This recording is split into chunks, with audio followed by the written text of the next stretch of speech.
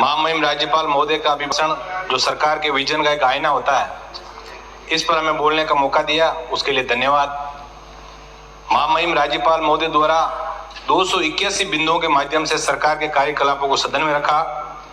मेरे से पूर्व वक्ताओं ने पक्ष और विपक्ष अपना धर्म निभाते हुए इस अभिभाषण का विश्लेषण अपने अपने तरीके से किया और बाकी इसका सारा विश्लेषण जो है वो हमारे देवली उनियारा से आने वाले माननीय सदस्य ने जिस तरह से किया, मुझे ऐसा लग रहा है माननीय विधायक महोदय कि कहीं ना कहीं पूरा देश चाइना से आए हुए कोरोना की चपेट में थे, तो आप जरूर हो सकता है जिस कोरोना वेरिएंट की मुख्यमंत्री जी ने शोध किया उस कोरोना से कहीं 4 साल से पीड़ित रहे हो, तभी आपके अधिकतर काम नहीं हुए। मैं इस मुद्दे पर जाना नहीं चाहता।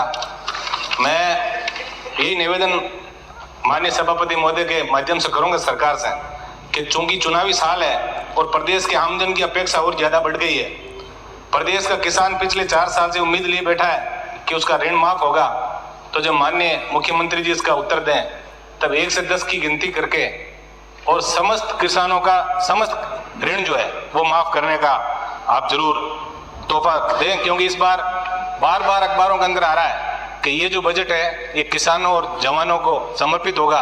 तो ऐसी मैं आशा रखता हूँ। महामहिम राज्यपाल महोदय ने अपने अभिभाषण के शुरुआत में महाराणा प्रताप से लेकर दुर्गादास, मीरा, पन्ना दाई, नानी बाई, अमृता देवी का जिक्र तो कर दिया, लेकिन इनको सरकारें कभी तो स्कूलों के कोर्स में शामिल करती है तो कभी हटा देती है। मैं आपके माध्यम से निवेदन करूंगा कि इन लोगों के जहाँ स्थल है वहाँ पैनोरमाओं के निर्माण किए जाएं और जो भी पहले से जो पैनोरमा निर्माण किए हुए हैं उनकी सार संभाल सरकार करें, क्योंकि जो तेजाजी का जो पैनोरमा खरनाल के अंदर वो खुलने से पहले जर्जर होके और एक भी व्यक्ति को उनके इतिहास से रूबरू होने का मौका नहीं मिला। तो मैं आपके माध्यम से भी निवेदन करूंगा। मैं मारवाड़ जो बिंदु संख्या 3 और 4 है, जिसमें माननीय महामहिम राज्यपाल महोदय ने मारवाड़ी के नाम से प्रसिद्ध राजस्थानियों व राजस्थान दिवस का गुणगान तो आपने कर दिया, लेकिन इन मारवाड़ियों की अपनी जुबान राजस्थानी भाषा को मान्यता देने की कोई बात नहीं की। इस बार 30 मार्च को राज्य के निर्माण की हीरक जयंती वर्ष के मौके पर राजस्थानी भाषा को मान्यता प्रदान करावें तो राजस्थानियों के लिए गर्व भरा पल होगा। माननीय सभापति महोदय, प्रदेश को मॉडल स्टेट बनाने पे प्रदेश के विकास की बात की है तो मैं बता दूं कि नागौर जिला मुख्यालय पे 2 आरओबी का निर्माण कार्य चल रहा है, जो दिनांक 14/12/2018 को पूर्ण होना था, लेकिन आज तक पूरा नहीं हुआ। ऐसा मॉडल स्टेट होता है क्या कि कोई काम समय से 4 साल बाद भी पूरा नहीं हो। माननीय सभापति महोदय, संवेदनशील, पारदर्शी, जवाबदेह सुशासन की बात कही गई है, लेकिन सरकार के मंत्री अपराध के आरोपों के लपेटे में जिस प्रदेश में दिन दाड़े कोर्ट के सामने एसपी और कलेक्टर के आवास से मैं 100 मीटर दूर दिन दाड़े हत्या कर दी जाती है और बदमाश भाग जाते हैं, कौन से सुशासन की बात की गई है? ये समझ से परे है। कोविड के दौरान भी विकास कार्यों के लिए प्रतिबद्ध बताया, लेकिन कई विभागों ने कोरोना की आड़ में बजट तक जारी नहीं किया। माननीय सभापति महोदय, सेवाई धर्म जन सेवा को समर्पित 4 साल बताएं, लेकिन किस प्रकार हर विभाग में भ्रष्टाचार व्याप्त है, बिना पैसे लिए शायद ही कहीं सेवा होती होगी।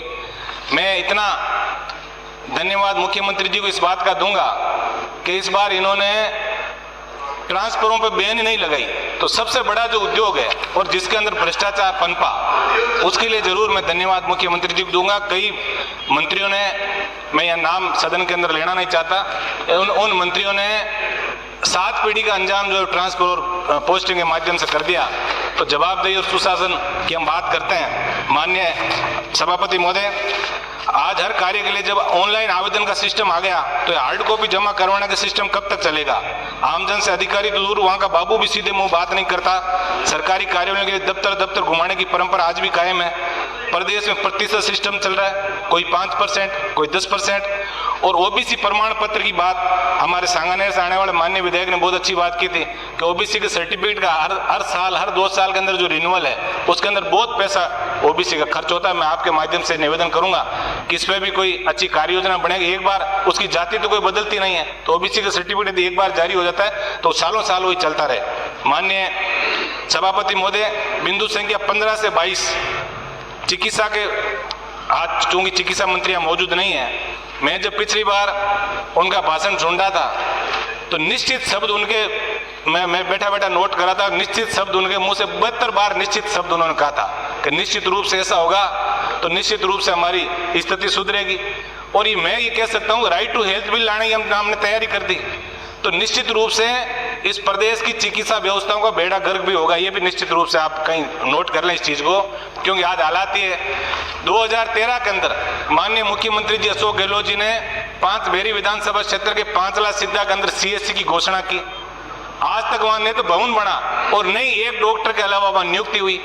पिछले साल जो CSC और PSC की घोषणा हुई, नहीं उनके भवन बने, नहीं वहाँ स्टाफ लगाया, नहीं जो सब सेंटरों की बातें थी जिलों के अंदर। अभी मैं जिले के आंकड़े मैं अलग से आप कहोगे तो टेबल कर दूंगा। स्थिति ये है कि कई ग्रामीण जो ग्राम पंचायत के मुख्यालय वहाँ भी सब सेंटर की स्थितियाँ नहीं है। डॉक्टर राइट टू हेल्थ का विरोध कर रहे हैं। हम ये कहते हैं कि आप ये कर देंगे, अपील में आप जा नहीं सकते कि ऐसी कोई कमेटी बन के और इस मामले को हम यदि एक रोल मॉडल के रूप में देश को देना चाहते हैं राइट टू हेल्थ को, तो इसके अंदर पूरा विश्लेषण करना है करके और इसको हम आगे बढ़ाएं। क्योंकि शिक्षा मंत्री जी विराजमान है। शिक्षा मंत्री जी जिस तरह राइट टू एजुकेशन का जो हश्र हुआ इस प्रदेश के अंदर, ये कहीं हमसे छुपा हुआ नहीं है।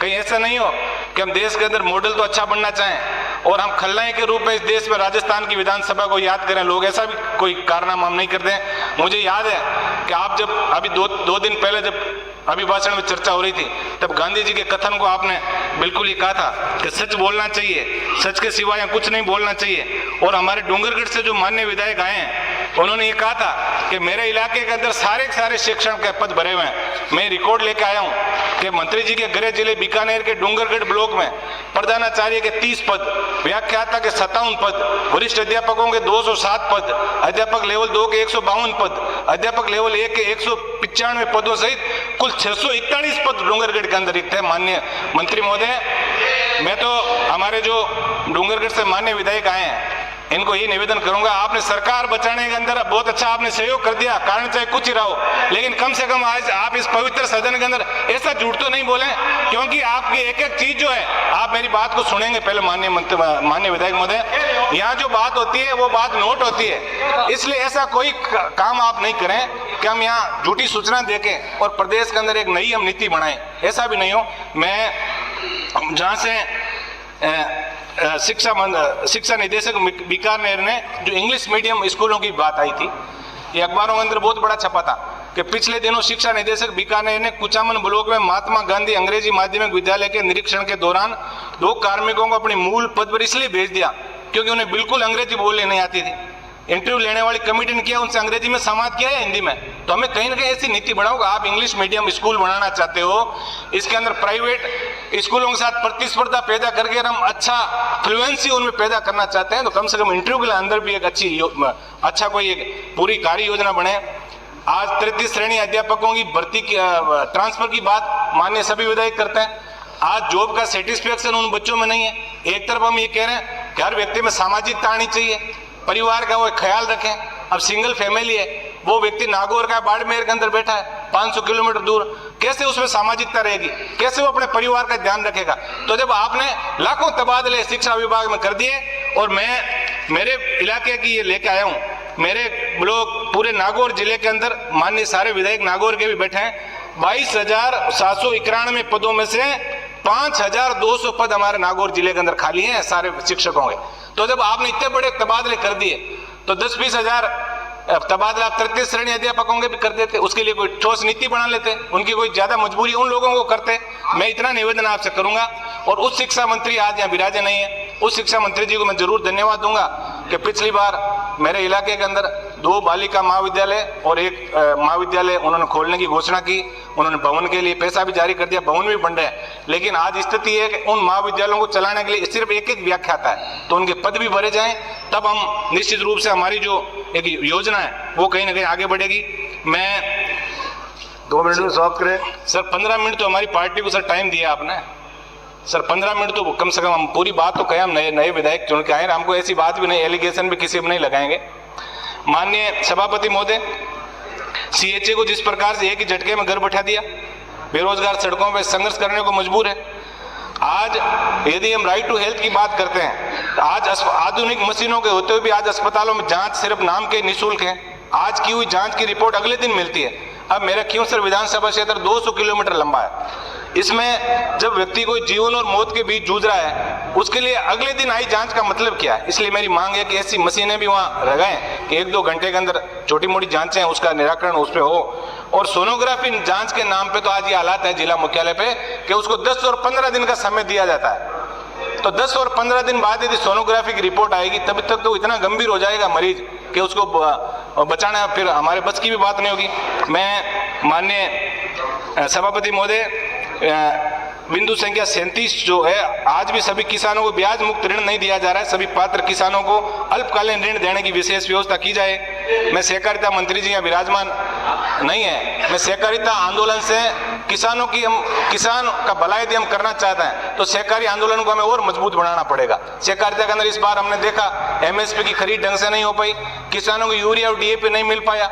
इन सब चीजों की इफ्को और IPL जैसी कंपनियों ने सहकारी सिस्टम को बिल्कुल धत्ता बताते हुए निजी दुकानदारों को जरूर IPL और यूरिया और DAP उपलब्ध कराया, लेकिन सहकारी संस्थाएं जो है वो दिन ब दिन घाटे में जा रही है। RGHS की यदि हम बात करें तो सहकारी संस्थाओं के माध्यम से जो दवाइयां जो बिक रही है उनको समय पे सहकारी संस्थाओं को पैसा नहीं मिल रहा है। प्राइवेट व्यक्ति जो दुकानदार RGHS का काम कर रहा है उसको तुरंत पैसा मिल जाता है। तो इतना बड़ा जो भार है वो सहकारी संस्थाएं भी नहीं झेल पाएगी। तो मेरा निवेदन रहेगा कि सहकारी तंत्र को भी मजबूत करें।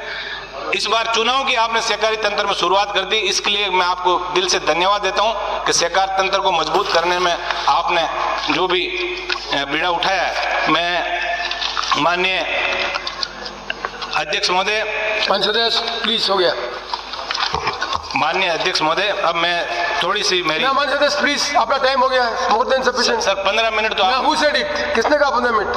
कल जब सर टाइम आप और कोई नहीं बोलेगा पार्टी से? नहीं है भाई पुखरा जी, आप पार्टी से कोई नहीं बोलेगा? नहीं, एक ही बोलेगा। हमें पार्टी से कोई नहीं बोलेगा फिर एक भी दिन, 3 दिन नहीं ना। Please understand it, time is given for entire, not for day. एक दिन सर 2 मिनट, प्लीज, सिर्फ 2 मिनट, अंडरस्टैंड इट सिर्फ 2 मिनट सर। मेरे विधानसभा क्षेत्र में एक तो सरपंच संघ जो है वो पंचायती राज के सारे सरपंच संघ आमरण अनशन पे बैठे हैं। मैं आपके माध्यम से मांग करूंगा कि उनके साथ कोई बैठ के उनको दिशा निर्देश ऐसे प्राप्त करें, किसी अधिकारियों को भेजें कि अपनी मांगों को विश्लेषण करके और उनका आमरण अनशन भी तुड़वाया जाए। और पंचायती राज शोध संस्थान की घोषणा पिछली बार मंत्री जी ने कर दी थी, इसके लिए बजट जारी नहीं किया, उसकी भी मैं मांग करूंगा। क्योंसर में ट्रॉमा सेंटर, शंकुवास में CSC, करनाल पिपलिया बहुमतसर ग्वालों में PSC, 132 KV शंकुवास के अंदर, और खजवाड़ा में महाविद्यालय, पांचोड़ी व शंकुवास में उप तहसील। और माननीय अध्यक्ष महोदय, मैं 3 वर्ष से कम उम्र के बच्चों के परिवहन पर रोक के संबंध में जो कमेटी आपने बनाई, माननीय कृषि मंत्री जी भी विराजमान है, इसके अंदर कोई पूरा विश्लेषण करके छूट दें ताकि मेलों की जो रौनक है वो आए वापिस और किसानों को लाभ मिले। उसके अलावा सिविल न्यायालय खींवसर के अंदर, मॉडल स्कूल खींवसर के अंदर और कृषि मंडी हेतु बजट और चाउंडिया हिसाबा पांचला सीधा से लेके और नारवा कांटिया खींवसर मादानियों की डाणी तक 60 किलोमीटर लंबी सड़क और तेजाजी के नाम से खींवसर महाविद्यालय का नामकरण करने का श्रम करावें। आपने मुझे बोलने का मौका दिया।